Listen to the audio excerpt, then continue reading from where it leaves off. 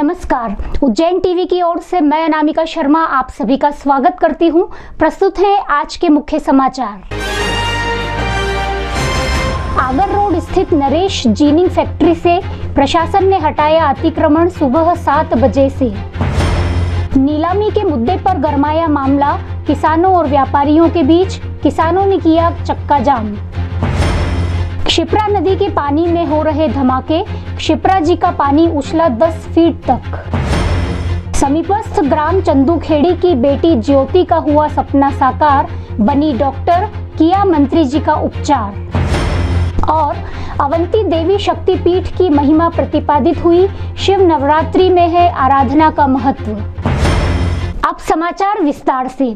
Agar road स्थित Naresh ginning factory की बेशकीमती जमीन से प्रशासन ने हटाया अवैध अतिक्रमण, अल सुबह की गई कार्रवाई। उज्जैन नगर निगम और पुलिस प्रशासन ने रविवार सुबह 7 बजे एक बड़ी कार्रवाई करते हुए आगर रोड पर नरेश जीनिंग मिल कंपाउंड में बनी 32 दुकानों को ढहा दिया। इस दौरान भारी संख्या में पुलिस बल तैनात रहा। इससे पहले 12 जनवरी को मुख्यमंत्री शिवराज सिंह के उज्जैन दौरे के ठीक एक दिन पहले प्रशासन ने मिल कंपाउंड का कब्जा लेते हुए नगर निगम के स्वामित्व का बोर्ड लगा दिया था। प्रशासनिक तौर पर मिल भूमि की कीमत करीब 400 करोड़ रुपए है। मिल कंपाउंड की आगर रोड पर बनी दुकानों को ढहाने का खाका प्रशासन ने 2 दिन पहले ही तैयार कर लिया था। शनिवार रात को ही गोपनीय तरीके से पुलिस कर्मियों को रविवार सुबह आगर रोड पर पहुंचने के निर्देश दे दिए गए थे। रविवार की सुबह 8 बजे कोयला फाटक से लेकर मंडी गेट तक यातायात को रोककर डायवर्ट कर दिया गया। नगर निगम की 3 जेसीबी मशीनों ने दुकानों को ढहाने की कार्रवाई शुरू की।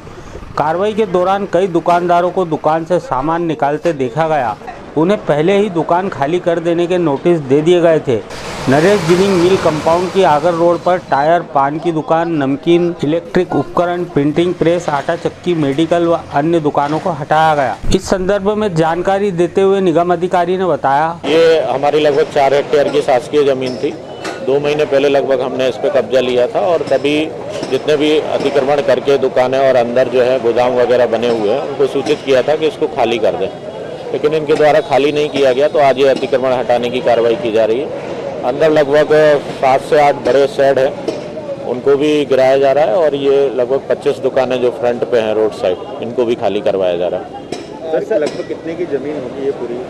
लगभग 400 करोड़ के आसपास की है इसकी वैल्यू है। सर अंदर बड़े बड़े अल्ट्राटेक के, सीमेंट के और कोका कोला के शोरूम वो है गोडाउन, उन लोगों को क्यों नहीं तोड़ा जा रहा अब तक? नहीं, सब तोड़े जाएंगे, बिल्कुल किसी को भी नहीं छोड़ा जाएगा। हम पूरा अपना कब्जा लेंगे आज। कृषि उपज मंडी में समय पर नीलामी और अनाज के मूल्यों को लेकर एक बार फिर कृषक और व्यापारी हुए आमने सामने। चिमनगंज कृषि मंडी में उपज खरीदी को लेकर शनिवार को किसान और व्यापारी आमने सामने हो गए। किसान इस बात पर अड़े थे कि उनकी उपज शनिवार को ही नीलाम की जाए, साथ ही किसानों से अभद्रता करने वाले व्यापारियों के खिलाफ कार्रवाई की जाए। व्यापारियों का कहना था कि जब तक व्यापारियों पर हमला करने वाले किसानों के खिलाफ कार्रवाई नहीं होती, नीलामी में भाग नहीं लेंगे। दिन भर में 4 बार चर्चा के बाद भी बात नहीं बनी तो शाम को 5:30 बजे किसानों ने आगर रोड स्थित मंडी गेट पर चक्का जाम कर दिया, जो 1 घंटे तक जारी रहा। किसानों का कहना था कि व्यापारी जानबूझकर उपज नहीं खरीद रहे हैं। शनिवार शाम को उपज से भरी ट्राली बगैर नीलाम के रह गई तो उनका नंबर सोमवार को ही आएगा। ऐसे में किसानों को रात भर मंडी में गुजारना पड़ेगी।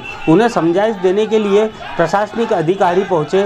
उन्होंने किसानों को चक्का जाम खत्म कर चर्चा के लिए मना लिया। इसके बाद मंडी कार्यालय में प्रशासनिक अफसरों ने किसानों व्यापारियों के बीच चर्चा कराई। आखिर तय हुआ कि किसानों की शनिवार को बगैर नीलामी शेष रही 130 ट्राली की नीलामी रविवार सुबह 11 बजे से की जाएगी। किसानों का गुस्सा इसको लेकर था कि नीलामी के दौरान व्यापारी उनकी उपज को औने पौने दामों पर खरीद लेते हैं। जब किसान विरोध करते हैं तो उनके खिलाफ एकजुट हो जाते हैं।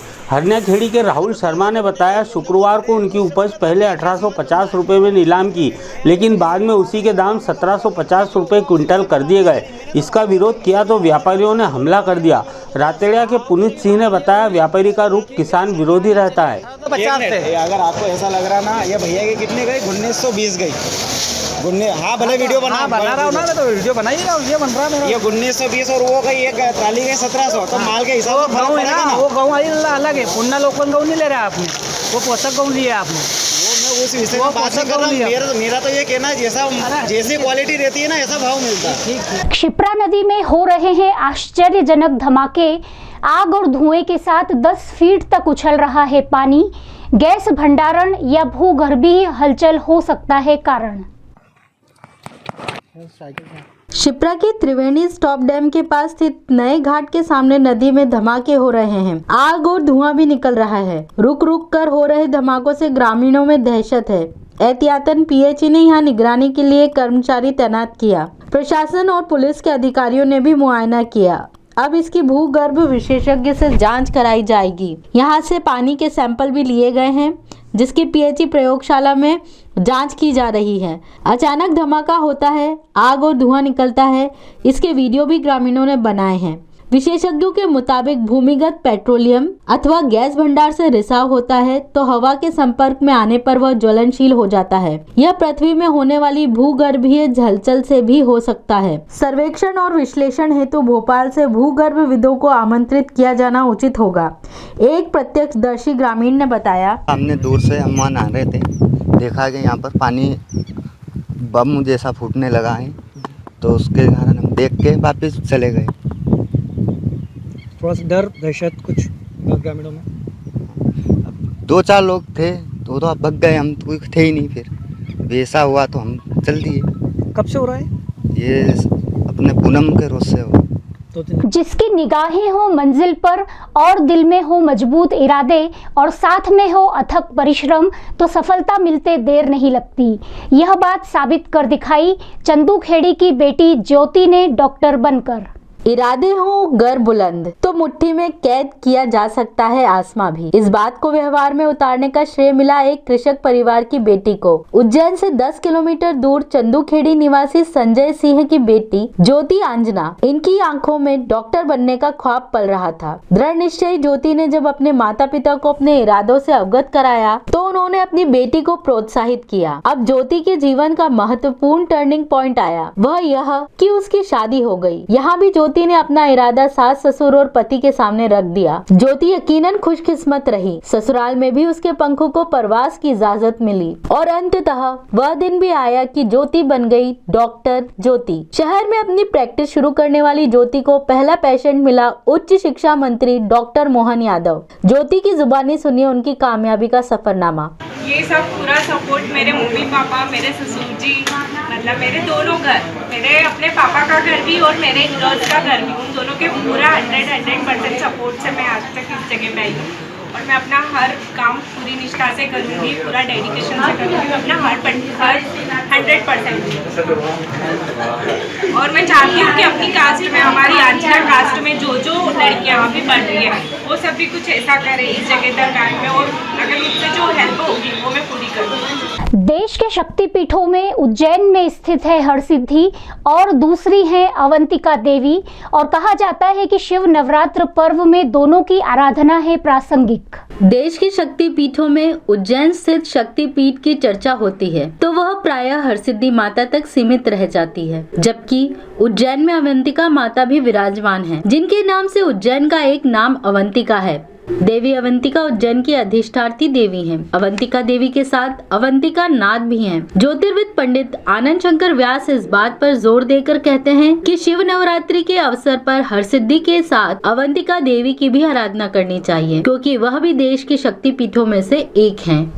वास्तव में यही अवंतिका देवी और अवंतिका नाथ है, तो अवंतिका देवी में भी विशेष उत्सव इस समय किया जाना चाहिए, क्योंकि लोगों को जानकारी भी नहीं है कि यहाँ दूसरी शक्तिपीठ भी है।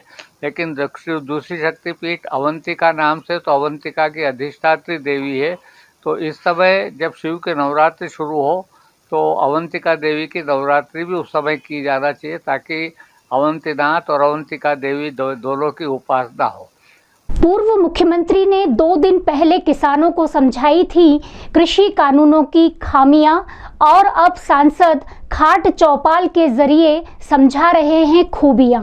कृषि कानून वह सागर बन चुका है जिसमें कृषि कानूनों के माध्यम से मंथन किया जा रहा है। बहसों की वासुकी का एक सिरा पक्ष के हाथ में है तो दूसरा विपक्ष के। 100 दिन तक दिल्ली बॉर्डर तक सीमित रहने वाला यह सागर मंथन अब धीरे धीरे राष्ट्रव्यापी हो चला है। 2 दिन पहले प्रदेश के पूर्व मंत्री दिग्विजय सिंह ने बड़नगर में किसान पंचायत के माध्यम से किसानों को कृषि कानून की खामियों से अवगत कराया। अब प्रत्युत्तर में सांसद अनिल फिरोजिया ने गांव चंदूखेड़ी में खाट चौपाल का आयोजन कर कृषि कानून की खूबियां गिनाकर सत्ता पक्ष के तर्क सामने रखे। खाट चौपाल के पूर्व सांसद का स्वागत किया गया और वाहन रैली निकाली गई। इस अवसर पर सांसद ने अपना पक्ष रखा।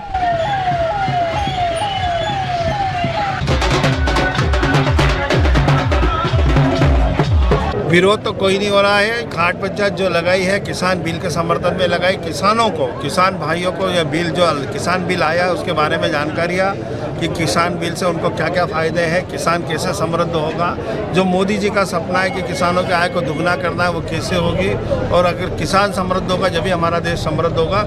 इस विषय को लेकर आज किसान पंचायत लगाई थी। अज्ञात कारण के चलते 20 वर्षीय युवती ने गटका जहरीला पदार्थ, इलाज के दौरान हुई मौत। अंकपात मार्ग स्थित काजीपुरा निवासी युवती शिवानी पिता प्रेम नारायण ने महज 20 वर्ष की उम्र में ही जहरीला पदार्थ खाकर अपनी जीवन लीला समाप्त कर ली। थाना जिवाजीगंज के एएसआई एडमिरल तोमर ने बताया कि घटना की स्पष्टता पीएम रिपोर्ट और जांच होने के बाद ही ज्ञात होगी। कल दिनांक को अपने घर पर अज्ञात को जहर खाने के कारण अस्पताल में भर्ती किया गया था घर वालों के द्वारा, और अस्पताल में मृत्यु हुई है। अभी मृत्यु का कारण स्पष्ट नहीं है, जिसका पीएम करवाया जा रहा है। जो भी होगा पीएम के बाद और जांच के बाद पता चलेगा स्पष्ट कारण। आइए अब एक नजर डालते हैं उज्जैन शहर के मौसम के आंकड़ों पर।